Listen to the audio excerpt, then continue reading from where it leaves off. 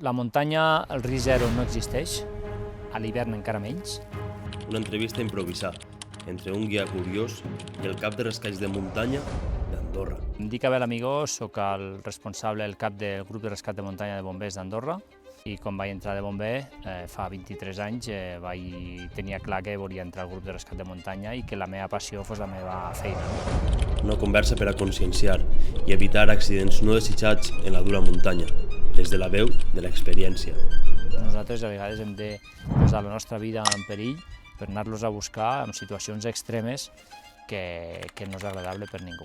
Majoritàriament la gent és falta d'equipament i falta de formació. La gent surt a la muntanya amb qualsevol material. Avui en dia pensem que tothom pot anar a córrer a la muntanya com alguns esportistes d'elit que a vegades veiem, no? I això no és així, no és apte per tothom. T'has d'adaptar, has de reconduir i moltes vegades ens posem en perill, en risc, en situacions molt extremes que no hi penses en aquell moment perquè estàs pensant només en salvar aquella persona, aquella víctima, i que després en fred dius, ostres, ens hem passat, ens haguéssim pogut quedar nosaltres també allà, no? I al final totes són gratificants quan es troba la persona en vida. Quan no, em dic Abel Amigó, soc el responsable, el cap del grup de rescat de muntanya de bombers d'Andorra i tinc 49 anys. Molt bé, i per què decidir, sobretot, dedicar-te als rescats de muntanya com a bomber? Des de ben petit m'ha agradat la muntanya, m'ha agradat fer progressió i activitat dintre la muntanya, esquí de muntanya, alpinisme, etc. I la meva passió era això, no? I quan vaig entrar de bomber, fa 23 anys, tenia clar que volia entrar al grup de rescat de muntanya i que la meva passió fos la meva feina, no? Quin és l'error més comú que comet la gent a la muntanya en hivern? Hi ha molts errors, però majoritàriament la gent és falta d'equipament i falta de formació. La gent surt a la muntanya amb qualsevol material. Avui en dia pensem que tothom pot anar a córrer a la muntanya com alguns esportistes d'elit que a vegades veiem, no? Coneguts, que surten amb unes bambes a córrer a la muntanya, inclús a l'hivern, i això no és així, no és apte per tothom. Llavors la gent ha d'anar ben equipada, ha d'anar amb material adequat, adaptat, ha de conèixer el material que porta, no? Si portem DBA a la sonda, en el cas hivernal, doncs també hem de conèixer com funciona, que això no és fàcil. Hem de fer previsió de tot el butlletí de perill d'allaus, no? Saber el risc d'allau que hi ha, les orientacions, on puc anar, on no puc anar, el nivell de risc que tenim, no? En el dia que volem fer l'activitat, i després hem de formar-nos, no?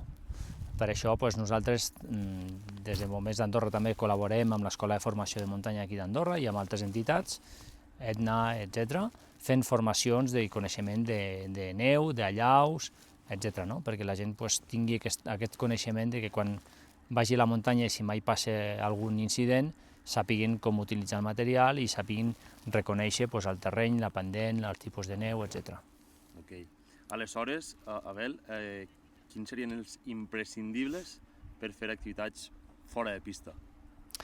Fora el domini esquiable, està clar que hem de portar el material adequat per la progressió que vulguem fer. Si fem esquí de muntanya, esquimo, si fem raquetes, si fem alpinisme, grampons, piolet, etc. Però sempre hem de portar DBA, pala i sonda, és un material que hem de portar dins de la motxilla, sempre, a sobre nostre, és un material personal individual, no serveix que jo el porti si el meu company no el porta, i com he dit abans hem de saber i conèixer el funcionament d'aquest material. Quan arriba un rescat, què és el que més vos marca, què és el que més vos impressiona? Després de tants anys, igual has vist moltes coses, però podries contar-nos què és el que més t'ha impressionat a l'hora de fer rescats? Cada rescat és diferent, encara que n'haguis vist molts, demà en tindrem un altre i serà diferent del que hem fet fins ara, no?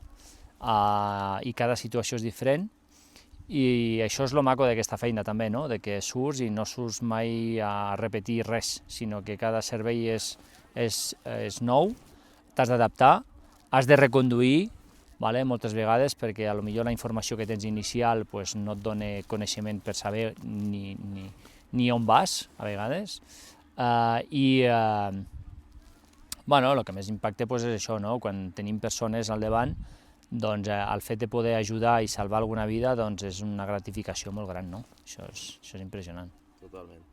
al final és el per què, no?, de que Correcte. vos llanceu a la muntanya i És el motiu i del ajudar-vos per la vida, què ens també. activem i moltes vegades ens posem en perill, en risc, en situacions molt extremes que no hi penses en aquell moment perquè estàs pensant només en salvar aquella persona, aquella víctima, i que després, en fred, dius, ostres, ens hem passat, ens haguéssim pogut quedar nosaltres també allà, no? És que és fort. Mos podries contar com alguna anècdota o alguna experiència que hayas tingut així com forta que t'hagi marcat en la teva carrera professional?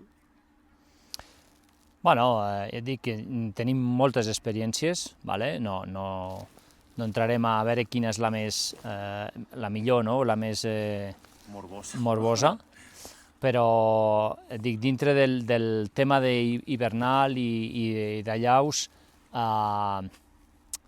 cada situació és diferent, cada rescat és diferent, i et dic que al final totes són gratificants quan es troba la persona en vida. Quan no, és veritat que si la trobes, que és l'objectiu, no? Encara que no estigui en vida, doncs també és gratificant per part nostra, a nivell de feina, que has fet la feina que havies de fer i ho has fet el millor possible.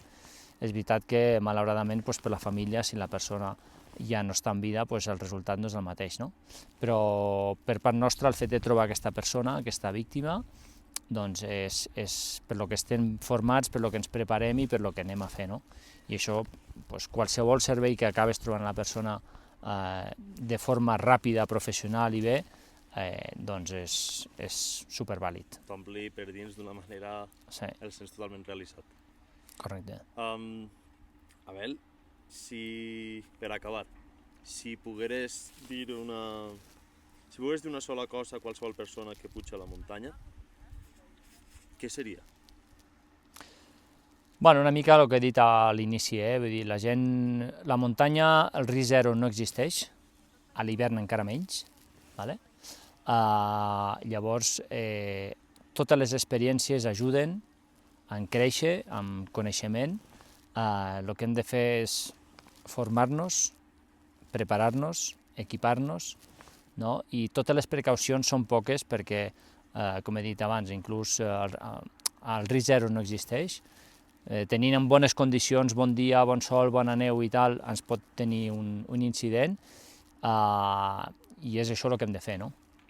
Nosaltres votem molt perquè la gent es prepari, es formi i conegui el terreny on va a desenvolupar aquesta activitat, que no és lo normal. La gent veu un dia de neu o un dia de sol i surt i es tira avall de qualsevol manera perquè, bueno, pues, les sensacions són molt xules, però sense pensar en tot el que pot succeir després, i després nosaltres a vegades hem de posar la nostra vida en perill per anar-los a buscar en situacions extremes que no és agradable per ningú.